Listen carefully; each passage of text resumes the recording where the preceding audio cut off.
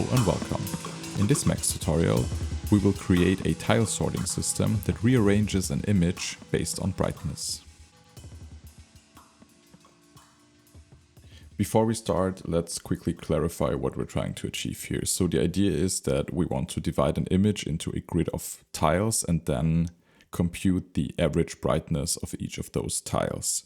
We will then use these brightness values and convert them into a list, and then we can sort the list by brightness. So the darker tiles will be at the beginning of the list and the brighter tiles will be at the end of the list. Then we will use this list to create UV offsets that we can then use to sample the original image. And the result will be a brightness sorted image. So the darker tiles will be on top and the brighter tiles will be at the bottom. This tutorial consists of 4 parts, I'd say. In the first one, we'll get the average brightness for each tile. In the second one, we will create the sorted list. In the third one, we will turn this list into UV offsets. And in the fourth one, we will use these UV offsets to sample the original input image. I will start with a JIT world object as our rendering context because we're working with textures. Here I have a jit.p window so we can monitor what we're doing. And here I have an input video.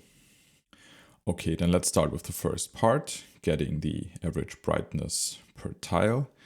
In order to do this, I will start with a texture.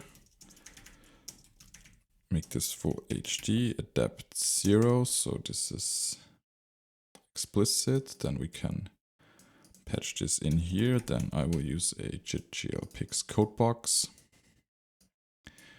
which we can patch into our JIT world so we can see what's happening. And then for now, let's just say output 1 is input 1. Then we can have a look at the video. Okay, this is working. Then, yeah, so the first step here would be creating the tiles, or in this case, this is downsampling texture. So in order to do this, I will create a parameter, call this one num tiles. So this will give us the number of tiles. So I will use 16 by 9 for now, because this is the same ratio or the same aspect ratio we have here. So this means that we have tiles that are perfectly square. Then first I want to create the step within the tile, so the normalized steps or the normalized distances, you could also say, between the tiles. So this will just be, so step equals 1 divided by the number of tiles. And then in order to create the UV coordinates, so the downsampled UV coordinates, we can just say, okay, we're multiplying our normalized coordinates, which go from 0 to 1, by the number of tiles. So now they're ranging from 0 to 16 and from 0 to 9.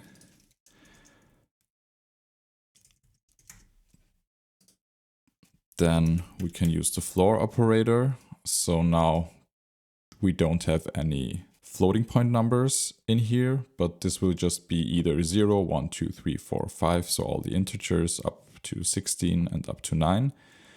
And then we can again divide this by the number of tiles to get it in the range from 0 to 1. And if we take a look at this now, we can see that we have those downsampled UV coordinates. And if, of course, if we're sampling the input texture,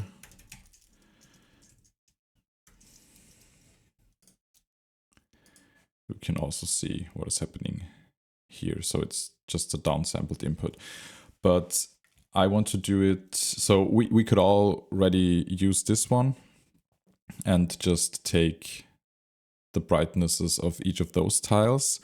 But I want to do something that's a bit more sophisticated, I'd say. So the idea here is that we're not just, because as we did it now, the way this is set up, this takes the color that is on the left upper edge of each of those tiles. So here we have the color from this pixel here, from this pixel here.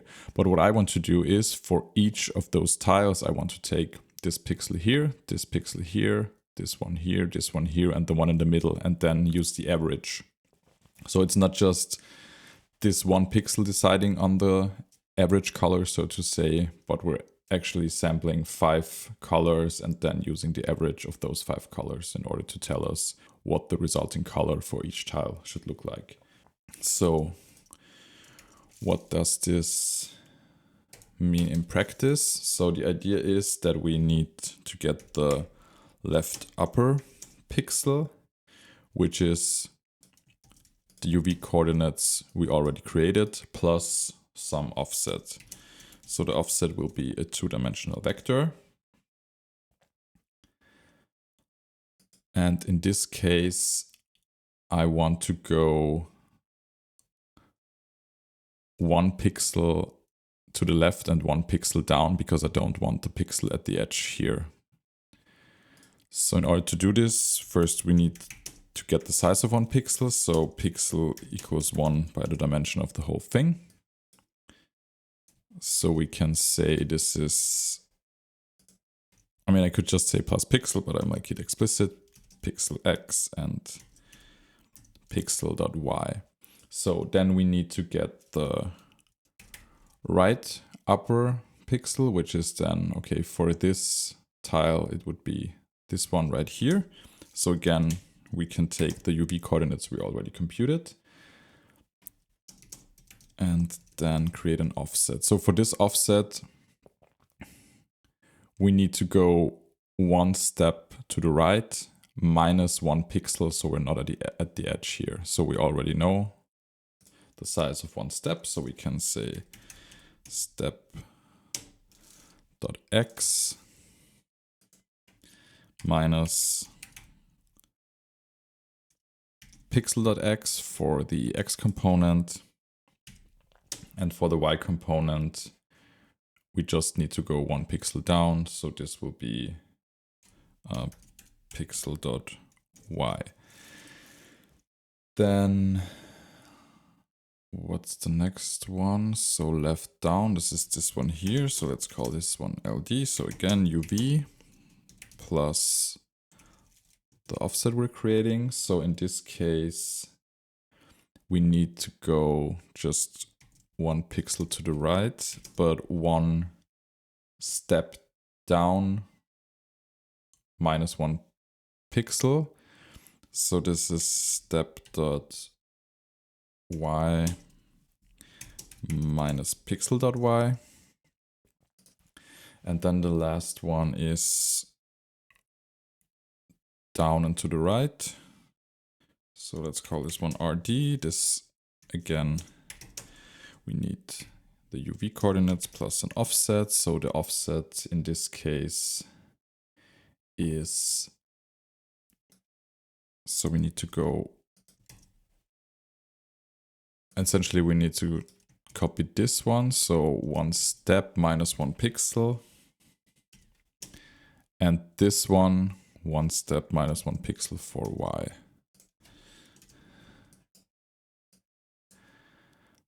And then to get the pixel at the center, let's just call this one C.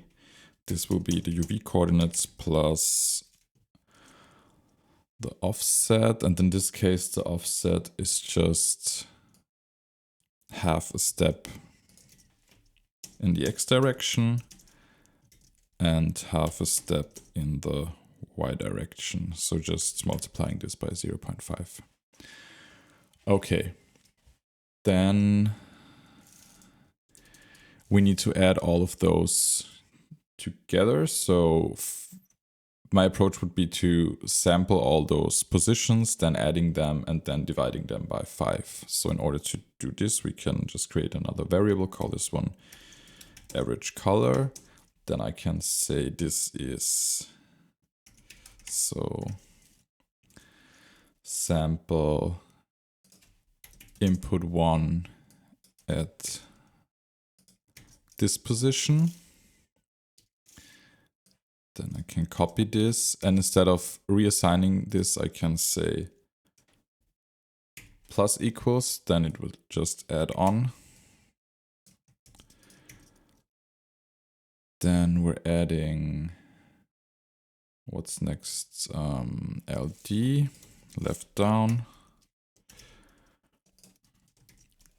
Then we're adding RD. And then we're adding the center. And then here, already running out of space,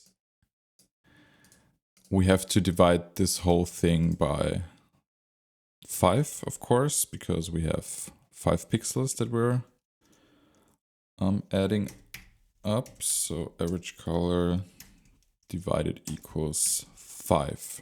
So now we're taking this, and the center pixel into account, adding them together, dividing them by 5. Now we have like, I mean, it's not really the average color, because for the true average, I guess you'd have to take all of the pixels into account, but it's better than just taking the one that's on the left up here.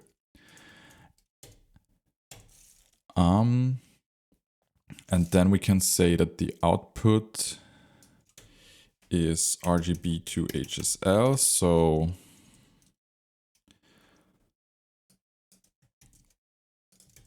we're taking the Z value of this. So we're taking the brightness of this average pixel that we created. And now we have the average brightness for all of those pixels. So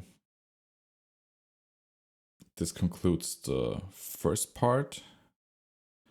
I'd say now, before going on to the second part, I will first create a send object, call this one send dimension, and then also a pack object, because we will use, or we will need this, the dimension or the number of tiles a lot. So I will declare this here and then work with send and receives.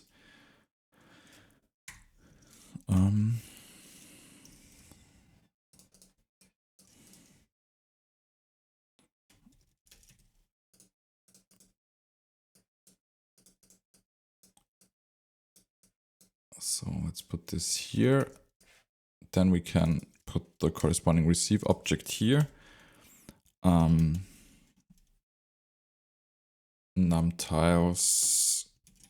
So we need 2 variables, because this is a list consisting of 2 values for X and for Y. So now we have this here. Then now I want to turn this texture that we got here as an output into a matrix, and that matrix can then in turn be converted into a list. So in order to create this texture, let's just call this one texture. Then here I want to set the dimensions that we used here for our number of tiles, or that we can then dynamically set here, because this full HD would be way too much information or way too much data that's also redundant, because for each tile we need the average brightness only once. So I will downsample this here, and then the list can also be shorter. So let's just say this is 16 by 9, and also say a depth 0, so it won't change according to what's coming in here. Then here we also need the dimensions that we set here. So if we change something, this also needs to change.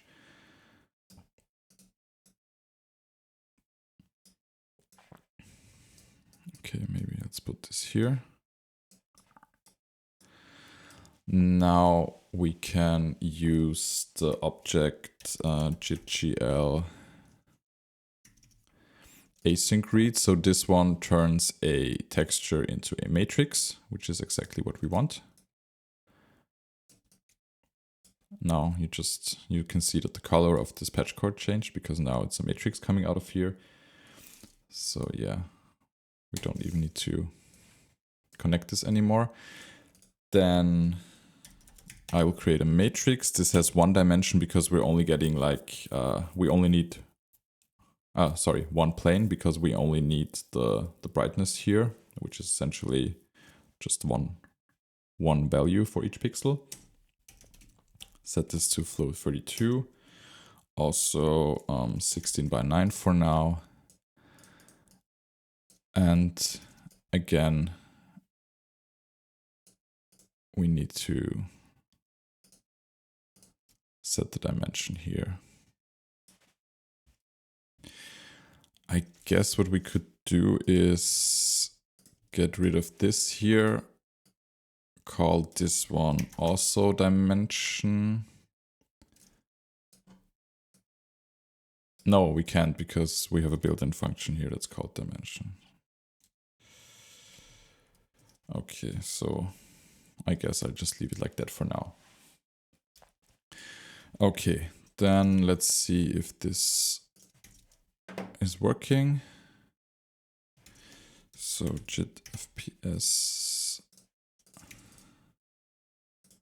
So now we can see this is only 16 by 9 and we have the same amount of information as we'd have here with the full HD texture. Okay, then in order to turn this into a list, we can use the jit spill object.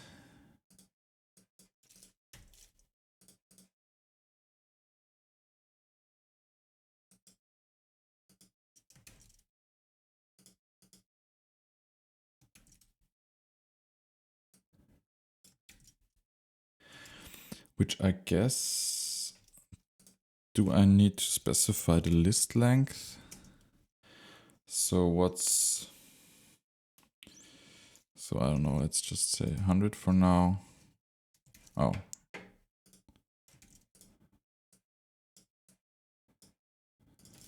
Do I need to specify it? No, it should be working like that. Okay. So now you can see that we turned all of those tile brightness values into a list. And now I want to use some JavaScript, which is, I think, the first time in any of my tutorials that I use JavaScript, but it's way easier to do it in JavaScript in order to sort the list. So the idea is that we'll have two copies of the list. We'll have the original list and we have the sorted list. And then the output list. So the meaning of the output list will then be, okay, the index is like the new position or the sorted order of the tile, and the value is the original position. So we can turn this into an offset. But I guess it's just easiest if I show you what I mean by that. Okay, we can use V8 codebox. Then there's already a built-in function here that's just called list. We can use. And this one takes as the name suggests, this one takes a list as an input and then turns it into an array. So as I said, we need two lists or two arrays. So that the first one I will call sorted. This is just the input that we will use and that we will then sort. So there's this built-in function here that's called array from args. And then we'll type in arguments, and then this function will turn the list, the incoming list here, into an array, and that array is then called sorted. Then we need another list, which is called unsorted. And this is just a copy of this input list, so to say. In order to get a copy, we can say sorted.slice. So now this is the unsorted original list, and this is it's essentially they're both the same, but now we will sort the list. So we can say sorted.sort. So now this list is sorted. So this means that the darker values will be at the beginning of the list and the brighter values will be at the end of the list. Then as an output, I need a third array. I will call this one index array.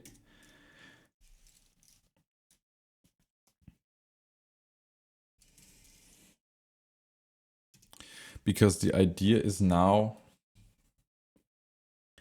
that I want to get the index of the sorted value in the unsorted array. And in order to do this, we can do a for loop. So let I equals 0. I is smaller than the length of our sorted list. Then I plus plus. So what we're doing now is we're going over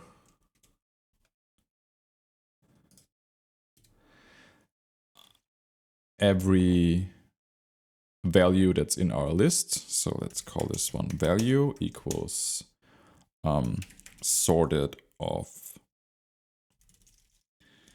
I. So we're going over our sorted list, looking at every sorted value, and then I want to know the index of this sorted value in the unsorted list. So let index equals unsorted.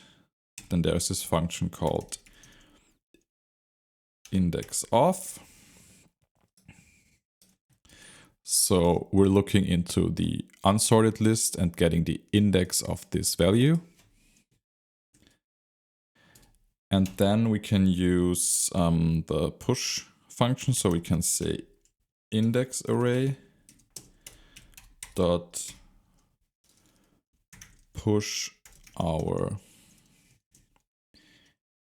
index. Okay, so then the output is, maybe you can think of it like that. The question that this array answers is which original tile goes into this unsorted position. So after we've gone through the whole list, we can then set the output. So outlet 0 will be our index array.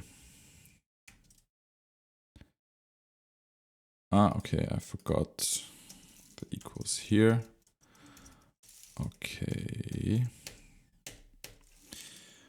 Let's see if this worked, because as an output, I want to get an array of indices according to the offset, essentially, that we then need. Okay, so this looks like an array of indices. What do we have here? Line 8, is this? Okay. So this looks about right. And what we now have is a list of indices for each tile that is sorted by brightness. The only thing we need to do now is we need to turn this list into a matrix again. In order to do this, we can just copy this matrix here. Again, we need to specify the dimensions if they're changing. This matrix needs a name, so index matrix, and then we can use the jit fill. Then here specify index matrix. And what this jit fill does is essentially it's the reverse of this jit spill, because this takes a list and then turns it into a matrix.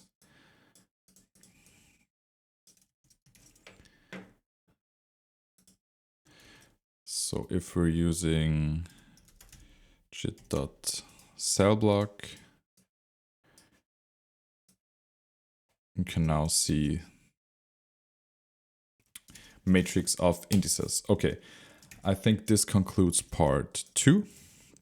So for part 3, I want to now take these indices and turn them into UV positions.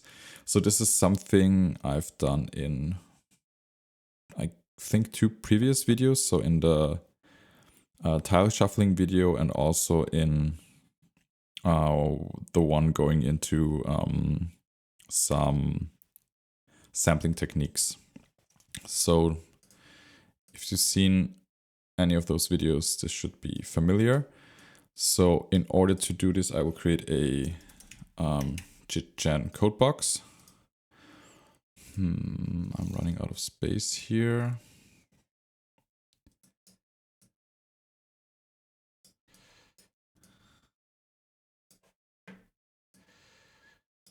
But I think it would be good if everything would be visible, or more or less visible at all times.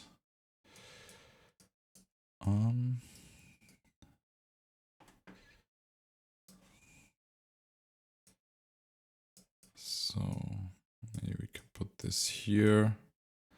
Let's see if this will be enough space. Okay, the idea is now that we have just a list of indices and I want to turn them into X, Y positions. So you can imagine this is index 0, 1, 2, 3, 4, 5, 6, 7, 8, 9, 10, 11, and so on.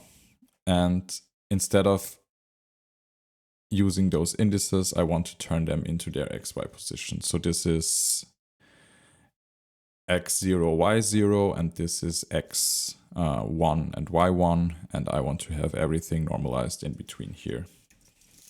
In order to do this, so starting now with the third part, I can say X equals input1.x, because as you know, input1 is this list of indices. And yeah, we only need, I mean, it's one-dimensional anyway, so maybe this is not needed here.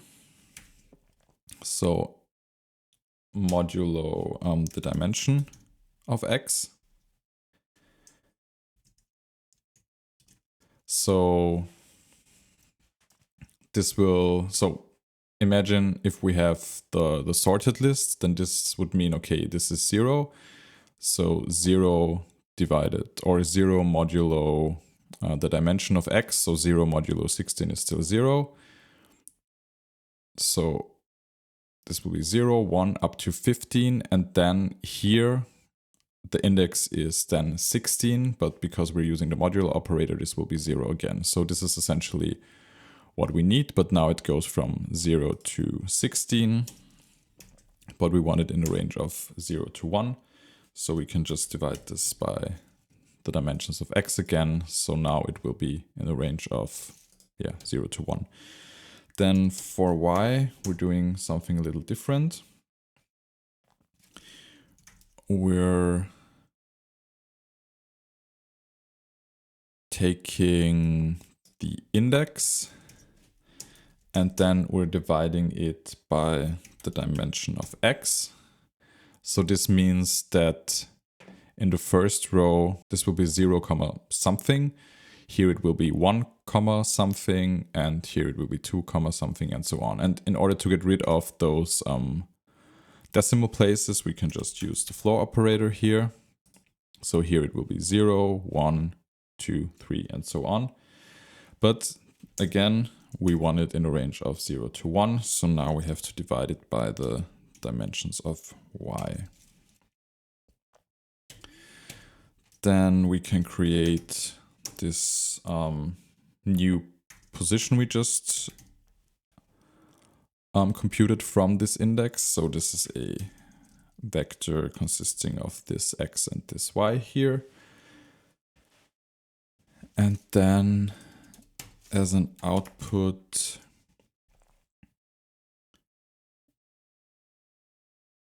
we can just say this is, first we're creating the UVs. So UV equals the cell we're on divided by the dimension of the whole thing. So then to get the offset, we use the new position and subtract the UVs we just created.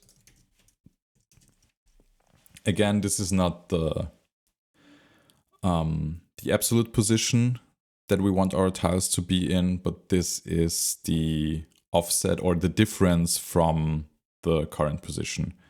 Because then with this offset, we can just add it to this offset can then just be added to the UVs that we use for sampling. And then this will be factored in again. Okay, I hope that made sense. Then, okay, now let's take a quick look at those offsets. Oh, I just realized something. Because we started with so here we just have a one-dimensional matrix. So this is also just one-dimensional, but we need 2 dimensions for x and y. So I will just say 3 and then also say a depth 0. Yeah, this looks more like UV offsets. Okay, then we need to turn this matrix into a texture again.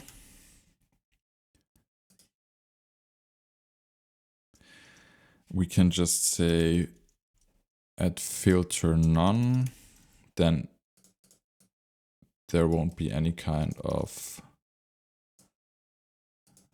interpolation. So yeah, this is still the same. And now we can move on to the 4th part, which is the sampling. So now that we have these UV offsets, we can factor them in when sampling the original input image. In order to do this, yeah, let's just create another jit.gl.pix code box. So we have one input that's let's call this one pick in. So this is the original texture. I'm just thinking.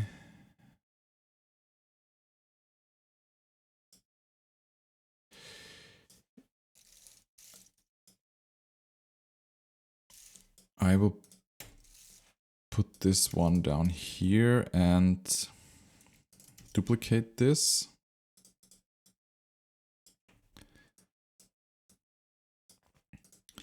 Then put in a jit bank. So this texture will be constantly banked, but maybe you don't want to compute this thing on every frame. So what we could do is, oh, we already have it. No, sorry, I didn't mean to do that. We already have a texture here. We can just say add through 0, which means that this will only be computed when this texture receives a bang. So we can, you know what? Why not use a send? So send texture. Then here we can receive this texture. And with this bang, we can just compute the whole thing. Then, I know, doesn't make much sense, but in order to be consistent, I will also use this receive down here. Okay, so input 1 is the input texture we're using. Then offset in is input 2. So this will be this texture. Then first of all, let's plug this in here. Align this. Okay, and then all we need to do is the sampling. So output 1 is sample our input texture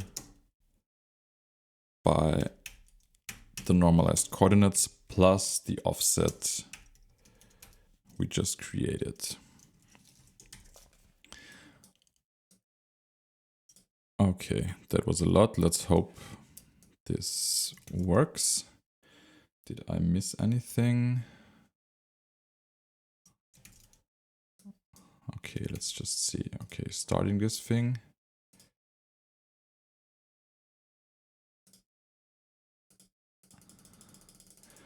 Okay. Maybe, you know what, I will, before I move on, I will just quickly change this here. Because the idea is that I always want the dimensions that I'm sending in the same aspect ratio, so 16:9. So in order to do this, I will create this v expression object. What was the syntax again? I think it's $float1 multiplied by $float2. Is this right? Probably. Let's see. And then at scalar mode 1. Because then I can use a load mass object here and just say, okay, whatever comes in here, always multiply this with this list, so with 16:9. And then if it's 1, it's 16:9, if it's 2, and so on. But I only want this to be integers, so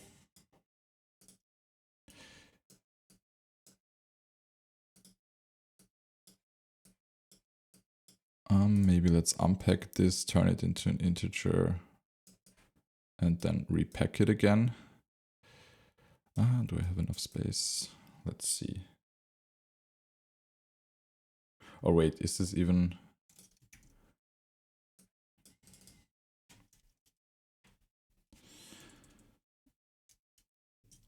I mean, this is kind of awkward. I guess there are better ways to do this.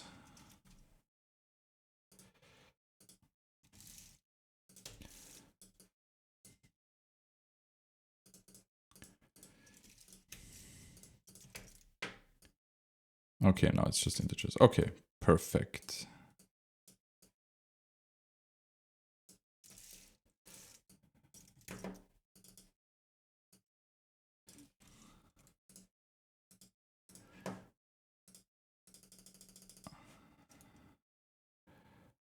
Okay. This didn't seem to work.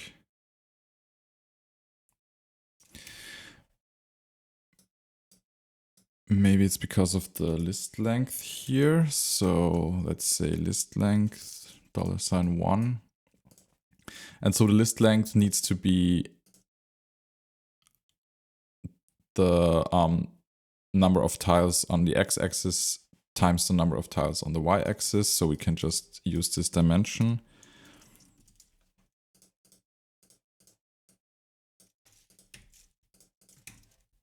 And get the whole thing.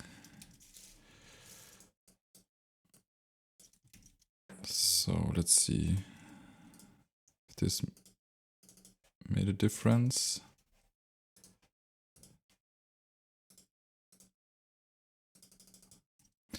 Okay, it obviously did, but it's still not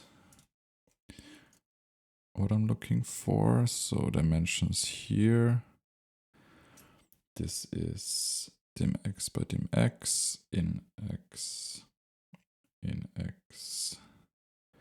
dim y.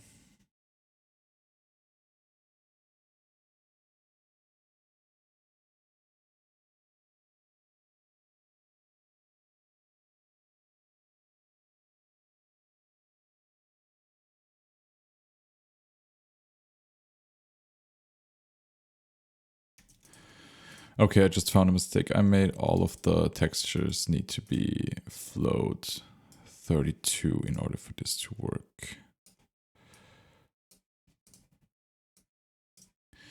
So now you can see that this is sorted by brightness. We can also sort it by color. So now you can see, okay, starting red, going to green, going to blue, and then purple-ish, which also looks pretty nice. And yeah, depending on how powerful your computer is, you can crank this number up and see if the performance changes. So now I'm only at 40 frames a second. If I go to something like 8, I'm at 30 frames a second. But yeah, you can see it gets more granular if you change the dimension. What might also look nice, so this is essentially like the main thing. What we could also do is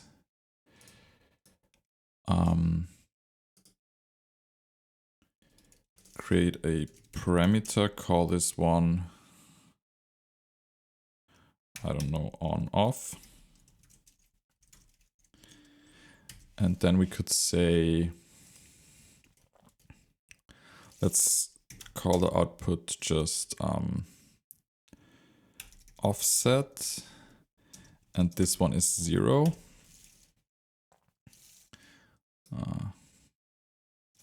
You know what? I can just put this one here. And then I have some more space here. Okay, offset is 0, but if our on-off is 1, so equals 1, then this is our offset, and then we can just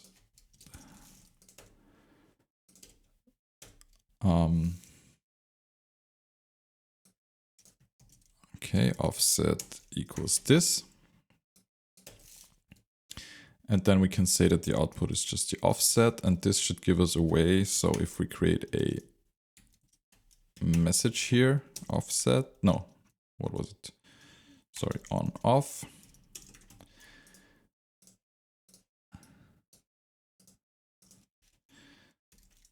Then we can switch. Or no, we actually can't. Oh, offset.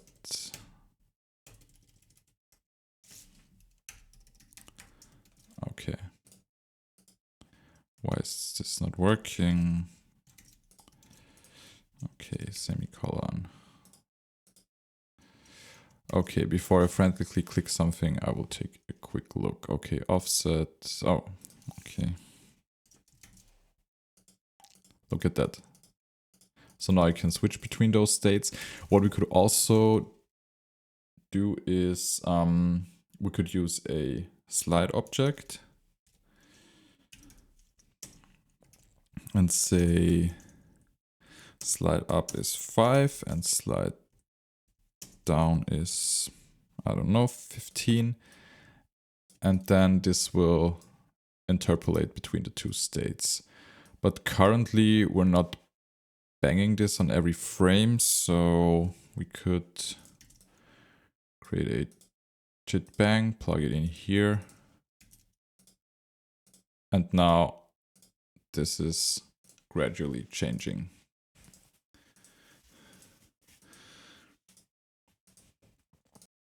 Okay, so very exciting, very cool looking stuff, I think. Of course, you could implement some changes here. You could make this averaging algorithm a bit more sophisticated. You could also take the brightness and the color, so you could take both of them into account. You could also have a parameter here switching between, okay, we're now interested in brightness, we're now interested in the color value. But yeah, this is essentially it for this tutorial. I hope you found this useful, and thank you for watching.